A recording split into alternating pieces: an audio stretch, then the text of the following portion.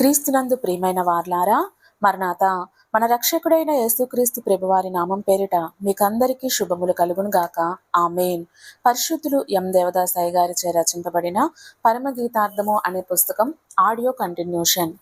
నీవు పూసికొను పరిమళ తైలము సువాసన గలది, నీ పేరు పోయబడిన పరిమళ తైలంతో సమానము, కన్యకలు నిన్ను ప్రేమించుదురు. పరమగీతం 1వ అధ్యాయం 3వ వచనం.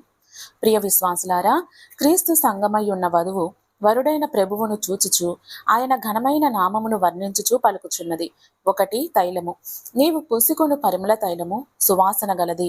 ఈ పరిమళ తైలమును పూర్వము ప్రవక్తలను, యాజకులను, రాజులను అభిషేకించుటకు వాడిరి. మగ్ధలేని మరియ మిక్కిలి విలువగల అచ్చ జటామాంసి అత్తరు 1 సేరున్నర ఎత్తుగల బుడ్డీని తెచ్చి పగలగొట్టి ప్రభువు తల మీద పోసి అభిషేకించెను. అంతటా ప్రభువు, ఈమె తన శక్తి కొలది చేసి నా భూస్థాపన నిమిత్తము నన్ను ముందుగా అభిషేకించెనని చెప్పెను. మార్కు సువార్త 14వ అధ్యాయం 8వ వచనం. ఈ తైలమునే పరిమళము గల అభిషేక తైలమందురు. క్రీస్తు ప్రభువు మనలను ప్రేమించి పరిమళ వాసనగా ఉండుటకు మన కొరకు తనకు తానే బలిగాను అర్పణముగాను అప్పగించుకొనెను. ఎఫెసీ 5వ అధ్యాయం 2వ వచనం. ఇక్కడ ప్రభువు యొక్క ప్రేమయే పరిమళ వాసన.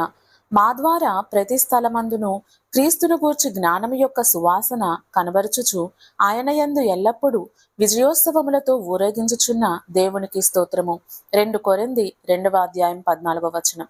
ఇక్కడ జ్ఞానము, సువాసన రక్షింపబడు వారి జీవార్థమైన జీవపు వాసనగా ఉన్నాము. అనగా ఇక్కడ జీవపు వాసన మరియు ప్రభువు యొక్క పావన లక్షణములే పరిమళ తైలపు వాసనని తెలియచున్నది. దేవుని మాటల వలన కలిగిన సృష్టిలోని పరిమళ తైలమే సువాసన గలది అయినా ఆయన మాట ఎంత పరిమళము గలదయ్యుండును. అట్టి పరిమళ వాసన గల వాక్కు గల దేవుని పావన లక్షణములు ఎంత పరిమళ వాసనయుండునో మనము వర్ణించలేము. దేవుని దివ్య లక్షణములు, దైవ లక్షణములు ఆయన సృష్టించిన సృష్టిలోనూ, మానవులలోనూ, దేవదూతలలోనూ, సమస్తములోనూ కనబడుచున్నవి. దేవుడు ఆదామును తన రూపమందు చేసెను. ఆదికాండం 1వ అధ్యాయం 26వ వచనం. అనగా దేవుడైన యెహోవా తండ్రి నేలమంటితో తన రూపముతో నరుని చేసి నాసికారంధ్రములలో తన జీవ లక్షణములను ఊదెను. ఆది మానవుడైన ఆదాము దైవాజ్ఞను అతిక్రమించి ఆ పావన లక్షణములనే స్వరూపమును పోగొట్టుకొనెను. అంతటా దేవుడు వారిని విడిచిపెట్టక ఆ సర్వదయాళుడు మానవునికి తిరిగి దేవరూపమును దయచేయుటకు తన అద్వితీయ కుమారుని అనుగ్రహించెను. ఆ దైవ కుమారుడైన యేసు ప్రభువు నరావతారధారిగా కన్యక గర్భమందు జన్మించెను. 33.5 సంవత్సరములు జీవించుచు తన తండ్రి రొమ్మున ఆనుకొని తన తండ్రి యొక్క దివ్య స్వరూపమును కనపరచెను. ఆ రీతిగానే ప్రభువు శరీరధారిగా ఉన్నను దేవుని లక్షణముల రూపమును తన బోధల ద్వారాను అద్భుతముల వలనను పరిశుద్ధ జీవితం ద్వారా శిలువ, శ్రమ, మరణ, పునరుత్థానముల వలన కనపరచెను. అందుకే ప్రభువు నన్ను చూచినవాడు తండ్రిని చూచి ఉన్నాడని పలికెను. యోహాను సువార్త 14వ అధ్యాయం 8-11 వచనాలు. సర్వ మానవ రక్షణార్థమై మానవ రూపం ధరించిన ప్రభువు ఇప్పుడు మహిమ రూపంతో తండ్రి కుడిపార్శ్వమందు కూర్చుని ఉన్నారు. 1 ప్రేమ. 1 యోహాను పత్రిక 4వ అధ్యాయం 18వ వచనం. సృష్టిలో ఉన్న మానవులలో, జంతువులలో, జీవరాశులలో, పక్షులలో కనబడుచున్నది. 2 శక్తి. ఆదికాండము 17వ అధ్యాయం 1వ వచనం. ఎంత శక్తిమంతుడు కాకపోతే ఆయన వాక్కు ద్వారా ఇంత పెద్ద భూమ్యాకాశములను సృజించెను. 3 జీవము. 1 సమూయేలు 17వ అధ్యాయం 26వ వచనం.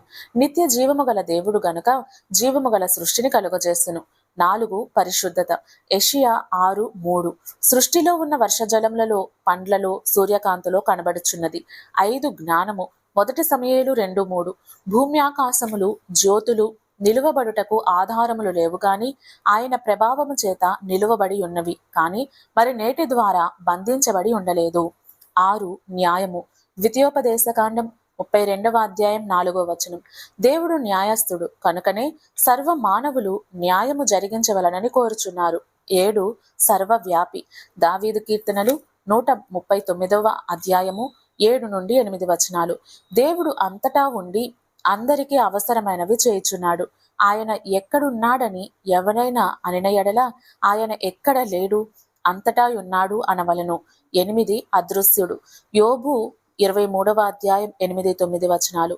దేవుడు కలగజేసిన గాలి మనకు కనబడటలేదు, కానీ గాలి ఉన్నది కదా, అట్లే దేవుడు మనకు కనబడకుండా ఉన్నాడు. 9 స్వతంత్రుడు. యోహాను సువార్త 10వ అధ్యాయం 17-18 వచనాలు. ఆయనకెవరునూ సలహా ఇనక్కర్లేదు. ఆయన స్వతంత్రుడు కాబట్టి తనంతట తానే సర్వ కార్యములు చేయగలడు. ఆయన వలె మానవుడు కూడా స్వాతంత్రమును కోరుచున్నాడు. 10 నిత్యుడు. యెషయా 40వ అధ్యాయం 8వ వచనం. అనాది అనంతము లేనివాడు, ఇటువంటి దివ్య లక్షణములతో నిత్యముండువాడు, ఇటువంటి దివ్య లక్షణములతో నిత్యము ప్రకాశించుచున్న పెండ్లి కుమారుడైన ప్రభువును చూచి వధువు సంఘము, నీవు పూసుకొను పరిమళ తైలము సువాసన గలదని పలికెను. పరిమళము అనగా సువాసన గలది అనగా పరిశుద్ధమైనదని అర్థము. తండ్రి నుండి కుమారునికి కలిగి ఉన్న లక్షణములన్నీ పరిశుద్ధమైనవని వధువు సంఘము పలుకుచున్నది. వరుడైన ప్రభువునకు కలిగియున్న ఈ లక్షణములన్నీ వధువు అనుభవించుచున్నది. సూర్యుండు పూలకెంతో సొగసైన రంగులదున్, సూర్యుండై నటియేసు శుభగుణములదున్,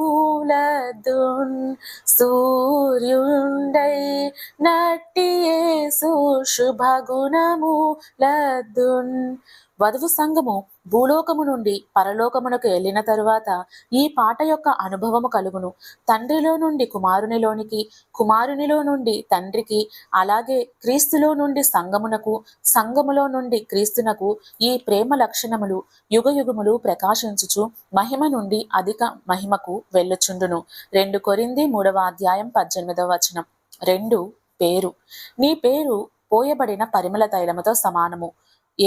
దేవుడు ఆదియందు భూమ్యాకాశములను సృజించెను.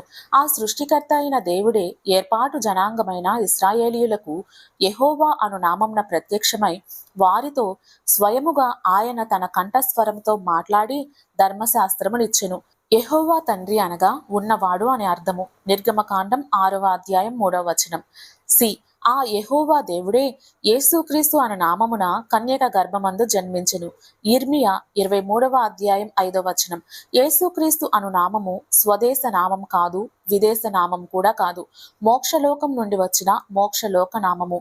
యేసుక్రీస్తు అను ఈ పేరు ఆయన ఉద్యోగం యొక్క పేరు కాని ఆయన నిత్యుడైన దేవుడు. రోమాపత్రిక 9వ అధ్యాయం 5వ వచనం. యేసుక్రీస్తు నామము అనగా అసలు దేవుడు, పరిశుద్ధుడైన తండ్రి.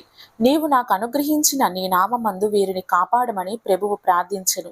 యోహాను సువార్త 17వ అధ్యాయం 11వ వచనం. యేసు అనగా రక్షకుడు. ఈయన అందరి రక్షకుడు, అన్ని కాలముల రక్షకుడు, అన్నిటి నుండి రక్షించగల రక్షకుడు, అన్ని లోకముల రక్షకుడు. ఎందుకంటే దేవనామము గల రక్షకుడు. మరియు దేవుడు మానవుడు అనగా దేవమానవుడు.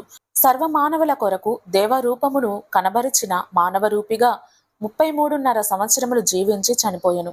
చనిపోవుటకు మానవుడు, బ్రతుకుటకు దేవుడు. కాబట్టే దేవ మానవుడాయను అనగా చావను లేవను సామర్థ్యం గలవాడు గనక సర్వ జనాంగముల రక్షకుడు. ఈ క్రీస్తు అభిషిక్తుడు, నియమితుడు. అపోస్తల కార్యములు 2వ అధ్యాయం 31వ వచనం. యేసు రక్షకుడు. యేసు క్రీస్తు అనగా రక్షించుట కొరకు అభిషేకం పొందినవాడు. క్రీస్తు యేసు అనగా అభిషిక్తుడైన రక్షకుడు. అందుచేత అన్ని కాలములకు, అన్ని లోకములకు, అందరి కొరకు, అన్నిటి కొరకు లోకైక రక్షకుడు. ప్రతి దినము దేవాలయంలోనూ ఇంటింటను మానక బోధించుచు యేసే క్రీస్తుని ప్రకటించిరి. అపోస్తల కార్యములు 5వ అధ్యాయం 42వ వచనం. ఈ నామముననే మనము రక్షణ పొందవలెను కాని ఆకాశము క్రింద మనుష్యులలో ఇయ్యబడిన మరి ఏ నామమున రక్షణ పొందలేము అనెను. అపోస్తల కార్యములు 4వ అధ్యాయం 12వ వచనం. 3 పోయబడిన పరిమళముతో సమానము. మానవ రూపి అయిన ప్రభువునకు దేవుని దివ్య లక్షణములను పరిమళ తైలము యేసుక్రీస్తును పేరున పోయబడినది. ఆ దైవ లక్షణముల రూపమునకే యేసుక్రీస్తును పేరు కలిగినది. దేవుని జీవ లక్షణములు ఎట్టి వారినైనా రక్షించి ఆయనలో చేర్చుకొనగలవు. అట్టి నామము గల యేసుక్రీస్తు అందరినీ రక్షించగల సమర్థుడు మరియు తండ్రిలో ఐక్యపరచగలడు. పరిమళ తైలము పోసినప్పుడు ఆ సువాసన వ్యాపించినట్లుగా యేసుక్రీస్తు ప్రభువు యొక్క పేరు సర్వము వ్యాపించినది. ఆ నామము దైవ నియమిత నామము గనుకనే అనాది కాలంలోనున్న నామము. ఎఫెసీ 1:6, 1 పేతురు 1:20 ఆది మానవుల రక్షణ నామము. ఆదికాండం 3:15. ఏర్పాటు జనాంగం యొక్క నిరీక్షణ నామము. లూకా 24:27. అన్ని మతములలోనున్న దైవ ధ్యానపరులైన భక్తులకు బయలుపడిన నామము. సర్వజనుల రక్షణ కొరకు కన్యక గర్భమందు అవతరింపబడి నెరవేర్పు కనపరిచిన నామము. అపోస్తులు అందుకొని అనుభవించి ప్రకటించిన నామము. మన కాల నామము. అన్ని దేశములకును అన్ని రాష్ట్రములకును ఖండములకును అన్ని భాషలలోనికి వ్యాపించిన సర్వవ్యాపి నామము.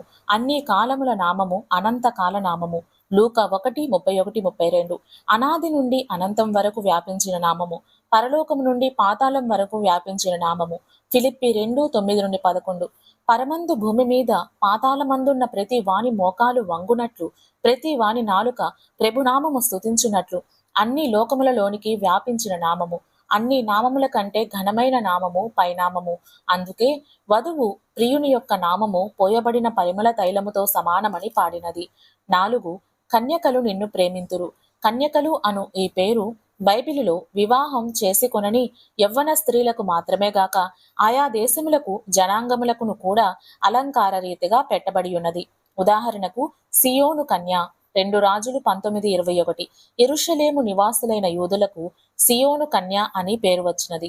అలాగే ప్రభువు యొక్క పరిశుద్ధమైన రక్తము వలన శుద్ధి చేయబడిన క్రీస్తు విశ్వాసులకును ఈ పేరు కలదు. మత్తయి 25:1. ప్రభువు యొక్క మొదటి రాక కొరకు కనిపెట్టిన పాత నిబంధన కాల విశ్వాసులు ప్రభువును ప్రేమించిరి.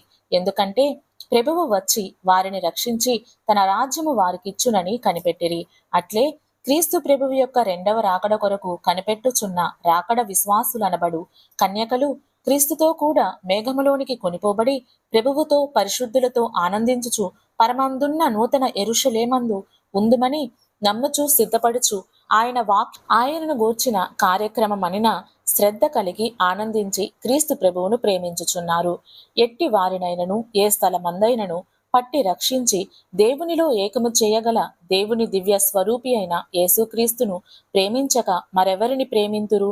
ఎంత దేవరూపి అయినను మన కొరకు ప్రాణము పెట్టిన మన మానవుడే గనుక ప్రేమించెదము. అందుకే ఆయన విశ్వాసులు కన్యకలు ఆయనను ప్రేమింతురనెను. దేవుడు ఈ కొద్ది మాటలను దీవించునుగాక. ఆమేన్. మరణాత.